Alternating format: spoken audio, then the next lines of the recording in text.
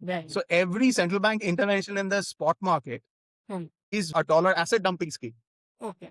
If you can't find those big buyers of your debt, how can you run that business model of printing money, creating debt, and getting it subsidized at 0 to 3%? It's not possible. So Right. that's why the game is up. So it is not de-dollarization is not because somebody is frustrated with America because of them sanctioning too many countries, weaponizing the trade, weaponizing the dollar. All those things are additional factors. The real factor is the game is up. The business model is over.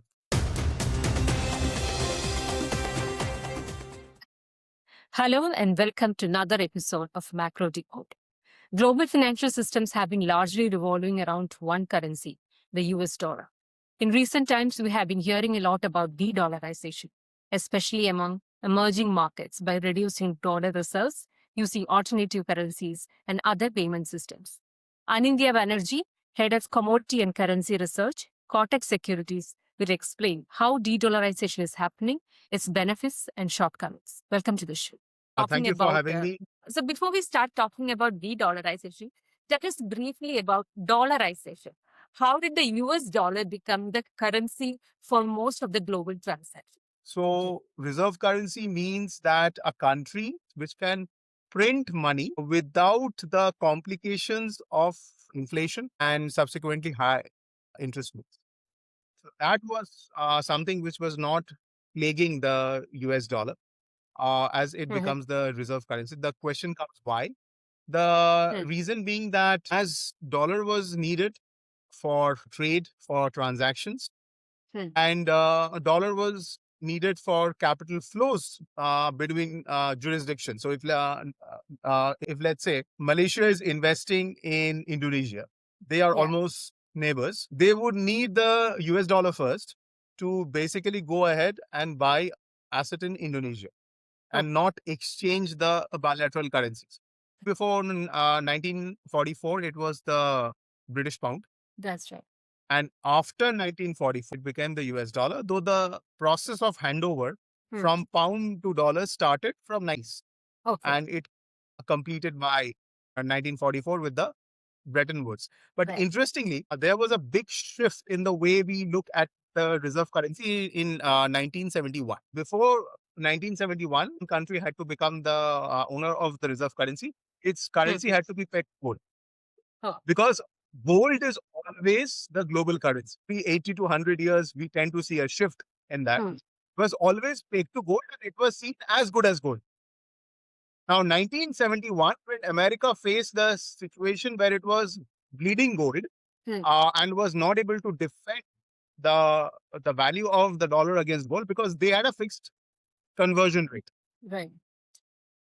Then they came out with an ingenious plan. They said that from 15th of August 1971, Hmm. now you cannot bring your dollars to a US bank Hmm. and say that give me the promised gold. We moved from gold-backed currencies to fiat currency. Yes, fiat currency, which is actually backed by nothing.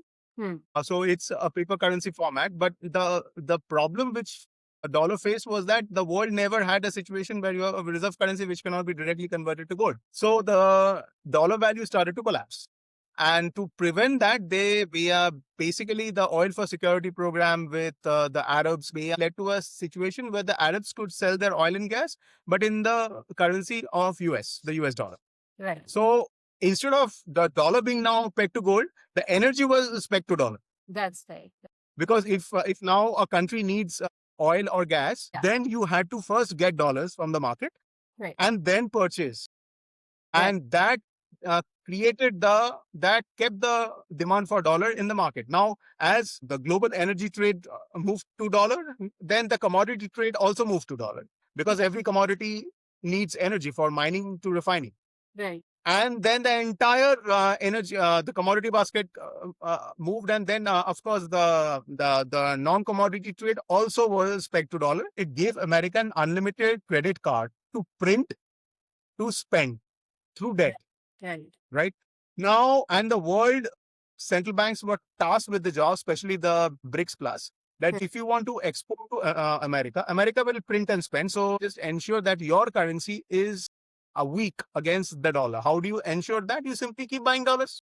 Right. Right. So every country was tasked with the job of buying dollars, and those institutions came up. Then they also came out with the rules, which created a natural demand for dollar, natural demand for dollar debt. The BRICS Plus basically subsidized American consumption by buying their debt at a very low interest rate, and which devalued the currency of BRICS Plus and allowed America to spend. Only condition was that when you become the owner of the reserve currency in this format, a fiat format, you cannot have any kind of a barrier on goods, on services, on capital flow, and on people. Okay. So that was dollarization, and that gave the US an exorbitant privilege, which no other country had. Right. So that's how dollar became a dominant currency of the globe and all the global transaction, and always bonds also became much more traded across the countries. If I'm right. Absolutely.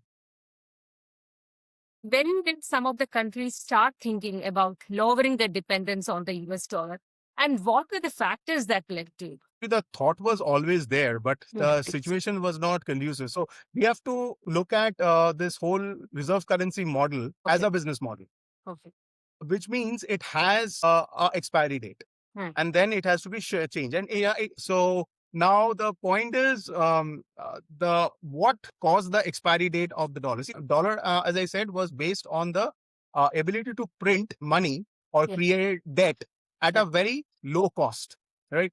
And which means America was exporting inflation, pollution, everything to the rest of the world through dollar, because everybody was producing. So naturally, their land will get polluted, and the overall economy inflated. But in 2008 came the inflection point, because when you are increasing debt in the economy, there are two ways to increase debt. One is the consumer balance sheet, consumer debt.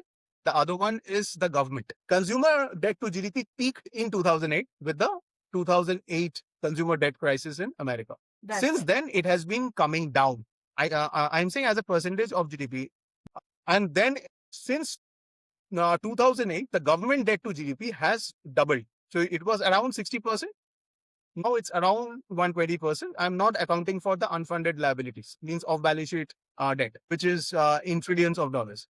Now, 2008, an interesting thing happened. If you look at the global central banks' accumulation of gold, historically, whenever the global central banks have started to consistently accumulate gold, it is a precursor to a change in the global reserve system. It happened during the 1980s and 80s, when America imported a lot of gold from Europe.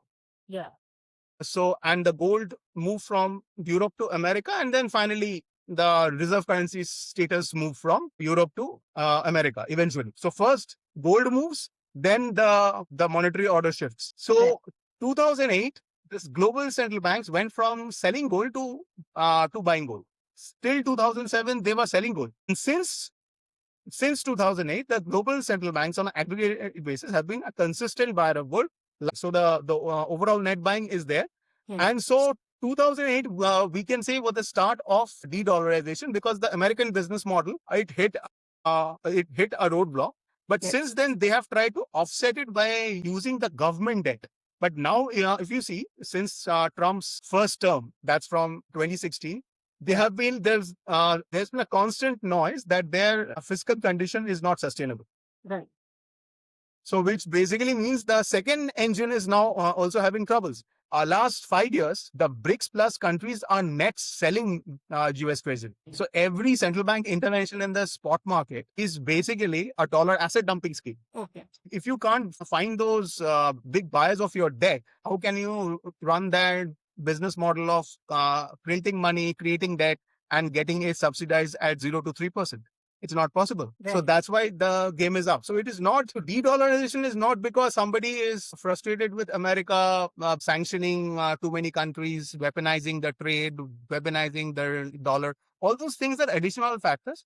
The real factor is the game is up. The business model is over. So that's the reason why America is just erecting the barriers to trade, barriers to people, barriers to capital flows in certain ways. When you are printing money and spending, you will have to source everything from rest of the world. So I cannot print money and be a consumer and be a producer too, because my currency will be so expensive. The effect of dollarization or side effect of dollarization was that deindustrialization of America. Trump is a phenomena which is on that basis. The whole anger about deindustrialization, and America is saying openly that because my debt is not getting consumed, I cannot spend and import. So I have to produce. So if you see Trump constantly since his first term is saying that I have to be a manufacturer, be a miner. You take my oil, you take my gas, you take my goods. Pre 1970s, people who remember that they would buy goods like textiles with a tag written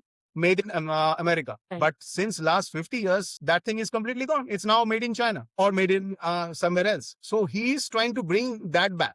Now you can have that back, but that basically means that America without a reserve currency, with a normal currency. So de-dollarization is end of American dollar as a reserve currency dollar. The American dollar will remain. It will not have the monopoly power of a reserve currency. But if it loses the monopoly as a global currency, what will be the impact on US economy? The central banks don't hold cash dollars in the locker. So they were parking it in the American assets like real estate, US Treasury, the corporate bonds, or the stock market. The premium of the dollar as a reserve currency was inflating these assets. Okay. So that's the reason why, if you see since COVID, Yeah. US Fed or every time the US Fed cut rates, the long-term interest rate, 10-year, 30-year plus, those yields are not falling because those yields can only fall when you find buyers of those debts with the BRICS plus countries are out. So your treasury market is already seeing the effect. This impact will now flow to their equity markets eventually. Their credit markets are already feeling the heat. Their housing market is frozen. Yes. The transactions are not happening. So the prices are all myth. It will actually be a complete crunch in the US asset market over the next 5 years as the de-dollarization completes. The same thing had happened with UK when the Passover happened. So we will see a complete crunch in the US asset valuations over the next 5 years as the process completes. Right. Apart from buying gold, are there any other ways in which like countries, especially the BRIC countries, are de-dollarizing themselves? Absolutely. In fact, the entire commodity has become the currency. So this has been our tagline since we started to predict de-dollarization from the early 2024. That's why we went so bullish on commodities, is that whenever you have a monetary policy reset, you have to go back to the natural resources, because that is you may not trust a euro, or I may not trust a yen. Yes. Or a yuan or the ruble, but we all need natural resources. That's right. Whatever be the economic model, whether it is sovereign wealth funds, whether it is the governments, whether it is central banks or certain strategic institutions of countries, they are acquiring natural resources, be it copper, zinc, aluminium, your rare earths, silver, and plus other things like energy, uranium, because now you have to get your hands on them directly. Now, so this is a shift which is happening. Gold is being primarily has been acquired by the central banks to do the de-dollarization of their FX reserves. But the governments and the institutions are acquiring the natural resources. So how is India doing this? Like, we are hearing that RBI too has been reducing its exposure to US bonds in the past 1 year. The BRICS plus countries overall are in this, and the RBI doesn't publish the data of its actual holdings of dollar assets. One can make a guesstimate from the US data on the holdings of India. The trend is clear. If your central bank is constantly selling dollars, let's say over the last 2 years, if RBI has been a net seller of dollars from its FX reserves, the only way you can sell dollars in the spot market is first you have to sell dollar assets. That dollar assets can be any of those things, either a deposit in a American commercial bank or a US Treasury or credit or anything, but generally we don't see RBI holding a dollar trade instrument or real estate or stocks. So they generally hold either dollar deposits or US Treasury, maybe a bit of the agency bonds. The selling is continuing because every time they have to intervene. So if they have a $80 billion forward short position, which basically means if they don't roll it over or if they don't cancel it out, they have created a $80 billion of liquidation of dollar assets in the future. That's it. Yeah. It is not a right approach for any country, China or anybody, to say it publicly that we are going out, because it has a lot of social and geopolitical ramifications. One has to just connect the dots. Okay, right. Now, I mean, we just mentioned about like how will it undermine the position of US in the global economic ecosystem. But how is US being reacting to this? I would go by its actions, because action speaks louder than words. And with Trump, definitely. Biden has not really reversed all the tariffs which Trump had placed on trade, right? And now Trump has come, has increased it. So as far as trade barrier is concerned, it has become worse. Now let's look at barriers to entry of people. That has become worse under Trump, be it H-1B, be it other things, right? Now let's look at him talking about his stance on offshoring, framing all the policies which is going to basically incentivize manufacturing within America, which means he wants to service his own demand. America was exporting demand and importing goods and services, right? Now he's saying, I will not export my demand, I will service my demand. Then what is the need for a reserve currency of the dollar? It's clear. His actions are clearly in favor of de-dollarization. Doesn't matter what he says. So we have been seeing several geopolitical tensions in which US is involved. Is it actually linked to the reduction of the use of dollar for oil transactions? Yes, absolutely. So they have basically weaponized the dollar. That's not the cause of de-dollarization, but that can become a catalyst. When we look at the reserve currency, there are two pillars on which it stands: how you save and how you transact, right? So people wanted to save in dollars. So it's a store of value. Now that part is almost de-dollarized with now the US Treasury share of reserves less than gold. Now there's the other thing, which is the medium of transaction. 6-7 years back, the world was governed by multilateral trade agreements, Mercosur, NAFTA, ASEAN, etc. Because the currency was same, the rules were same, it didn't make sense to have bilateral trade agreements. So everybody came together and created multilateral agreements with same rules. Now the world has moved towards bilateral trade, including that America is now doing bilateral trade. Bilateral trade means the rules will be different for the same goods for two different countries. When your rules are different, the next question comes your payment systems. Now, every country is moving towards digital payment systems. Like we have the UPI, Russia has the Alipay, right? Now, in this BRICS Plus summit, the members may propose the individual CBDC systems to be interlinked. Central bank digital currency, right? Yeah. Now, once you have bilateral trade, you have interlinked payment system, which are digital or CBDC. What is the reason to stay on dollar? It doesn't make sense. Right. So I think from that angle too, the world is moving towards the second leg of de-dollarization, which is basically moving to bilateral currencies for trade. Now, these actions of America coming back has only increased the pace. So since their confiscation of Russia's FX reserve in 2022, I think 300 or 400 odd billion. Since then, the acquisition of gold by central bank has increased significantly, the BRICS Plus countries. And also the move towards these bilateral trade deals to transact in bilateral currencies, like the Indo-Russia trade is majorly in ruble and rupee. The Chinese and the Russian trade, Gulf and the Chinese trade. So that has been a catalyst. It's not the cause, it's a catalyst. Okay. So what are the disadvantages of trading and transacting in local currencies without a third currency? We also have been seeing that China has been projecting yuan as a next global currency. Right. How much can an alternative currency replace greenback? So I'll just answer the second question first in order. So the natural question comes is that if we are de-dollarizing, which means a dollar as the reserve currency model is over, then what's the next to replace it? Like the pound was replaced by dollar. No, the whole system is getting upended. There is no scope for any individual country to become a single country reserve currency, not even China.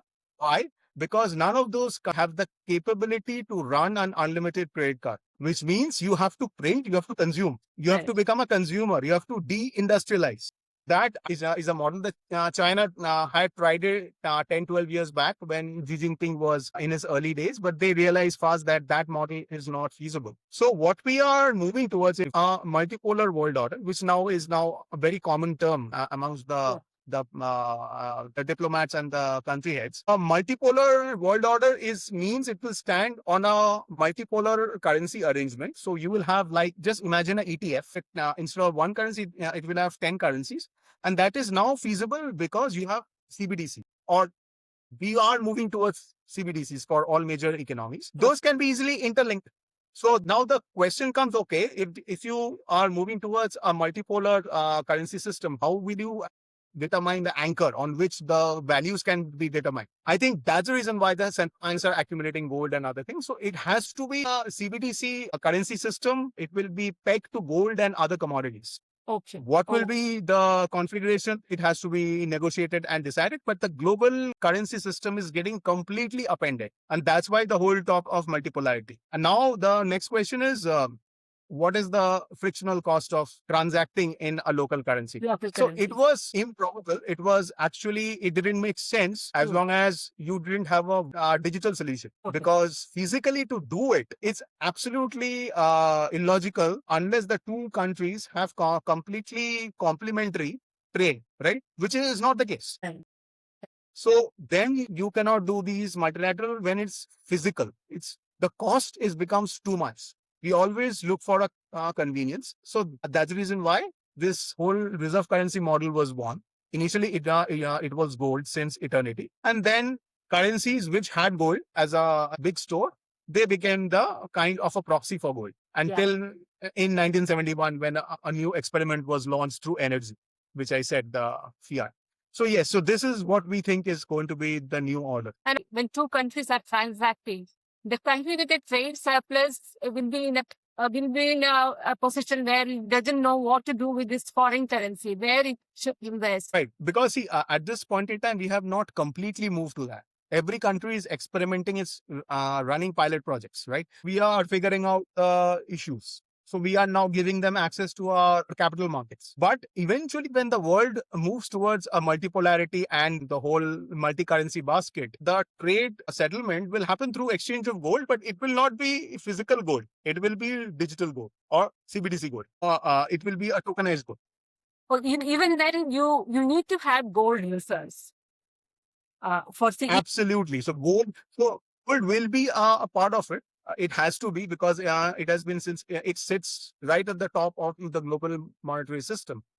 But it could be other things as well, because we are moving towards natural resource, everything as a way. So that will be decided. And now the Asia is the center of economic activity. So naturally, now it's possible. When West was the center of economic activity, even if somebody wanted to do a de-dollarization, it was not possible. Said we will have a gold digital currency. In that case, the gold prices go up, or with the prices be stagnant, like the way it was before 1971. We saw after 1971, we saw the gold prices going up. So before that, the prices were actually controlled. Right. If you see the last 5 years, gold and silver both play their role in this game of monetary reset. So both have increased in value in dollar terms. The reserve currency value is getting transferred to gold and silver, to a certain extent silver, but mainly gold. Because gold is like the super boss and dollar is the boss. So it is getting transferred. So now coming to what will happen to gold prices over this period of de-dollarization, let's say it continues for another 5 to 6 years, we will see gold as well as silver rise significantly in dollar terms, because that value will get transferred. And so the dollar devaluation has to play out through gold and silver. and of course through other commodities, but largely gold and silver. So in dollar terms, we are very bullish on gold and silver over the next 5 to 7 years. Right. So once the gold-backed digital currency comes, will the prices remain stagnant, or will it actually will be volatile at that? When it comes, then it should be in a range, because you are now benchmarking, because as you correctly said, before 19 it was very stable, because you were supposed to allow convertibility. So it was like a commitment that Hmm. this is going to be the value of the dollar. Right. So we are again moving towards a peg system. Okay. So in a peg system, the anchor of the peg, or one of the anchors of the peg, needs to have a stable value. So gold prices are going to go up, then it remains stable. Then we will have a new global currency. And for the time being, how much is it actually possible to fully replace US dollar in global transactions? Fantastic question. First of all, de-dollarization is not the end of the US dollar. We are not going from 100 to 0.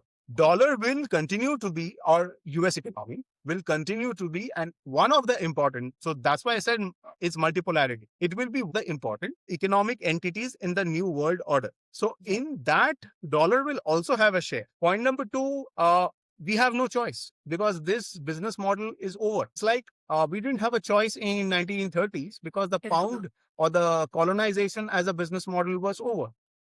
So when you are facing a business model change, it has to be adapted, and the world is adapting. Otherwise, the central banks wouldn't have been accumulating gold for the past 18 years, and governments wouldn't have been switching from multilateral trade agreements to bilateral over the last 7 years. They are all making preparations for this.